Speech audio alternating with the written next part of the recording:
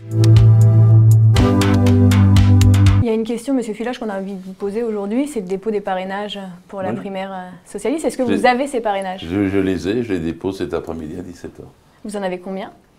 J'en ai le nombre suffisant, madame. J'en ai même plus que le nombre suffisant et je me bats pour avoir encore de la marge.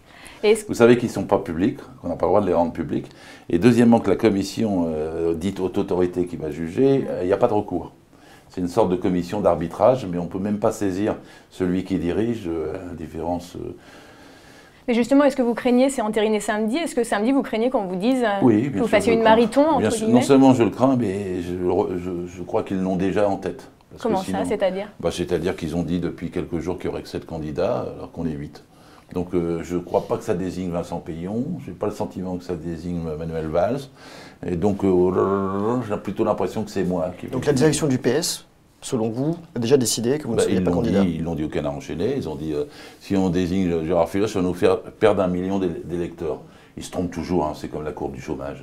Pourquoi ça leur ferait perdre 1 million d'électeurs? Je ne sais pas, j'ai lu ça dans le Canard enchaîné, la direction du PS nous dit que... Mais vous leur faites peur à la direction du PS? C'est le Canard enchaîné aussi qui dit Filoche leur met la pétoche. Et puis j'ai vu des journalistes qui disent qu'il paraît que quand je passe à la télévision, ça les inquiète tellement, et que même on m'a dit que François Hollande, quand il envisageait encore, c'était un de ses problèmes du point de vue du débat. Donc selon vous, vous ne serez pas candidat Vous avez les signatures pour, Selon moi, j'ai les signatures pour, je suis candidat, je suis légitime, je suis en campagne depuis 6 mois. Mais vous ne serez pas en janvier? Mais je sens bien qu'il y a un point d'interrogation dessus de ma tête, vous voyez. Mais si vous avez les signatures, qu'est-ce qui peut empêcher, qu'est-ce qu'ils peuvent dire le Parti socialiste? Ils vont les éplucher, les signatures. C'est-à-dire pas à jour de cotisation, par exemple? Oui, imaginez qu'ils trouvent quelqu'un parmi mes 17-18 qui trouve, celui-là n'a pas payé les cotisations. J'imagine que vous avez fait attention à ça. Justement, madame, je vais vous dire quelque chose, moi on ne m'a pas donné les listes. Je ne suis pas Vincent Peillon.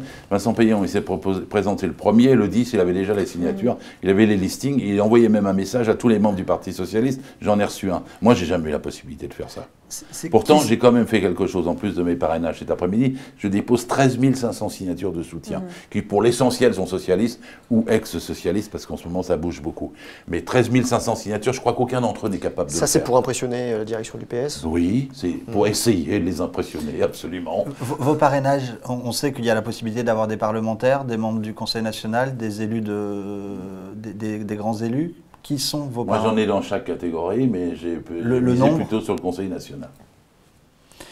Et donc samedi, à 17 h, 17 h 30, Thomas Claye, le président de la Haute Autorité, va donc annoncer les candidats. Si votre nom ne figure pas parmi les postulants, que faites-vous? Est-ce que vous attaquez en justice? Est-ce que pas.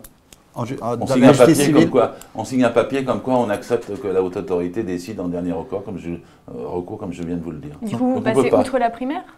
Vous êtes candidat outre la primaire? Oh non. Si vous estimez non, je vais vous dire pourquoi, parce que je suis pour un candidat unique de toute la gauche. Alors, je ne vais pas en rajouter un dans ces conditions-là. Vous pourriez soutenir un autre candidat? Ce qui va se produire. Mais un autre candidat, pas de la primaire socialiste? Non, mais je vais vous dire, d'abord, si jamais ça se passe de cette façon-là, je veux bien vous répondre, je soutiendrai le candidat de la gauche socialiste, le mieux placé pour battre Manuel Valls. Donc, Arnaud Montebourg ou Benoît Hamon. Voilà, c'est une raison très simple, c'est que les gens ne comprennent pas forcément du premier coup, mais c'est un vote entre la gauche socialiste et la droite socialiste. À l'intérieur du même parti, il y a une aile droite, il y a une aile gauche. Donc là, en gros, il y a des millions de gens qui vont être appelés à arbitrer.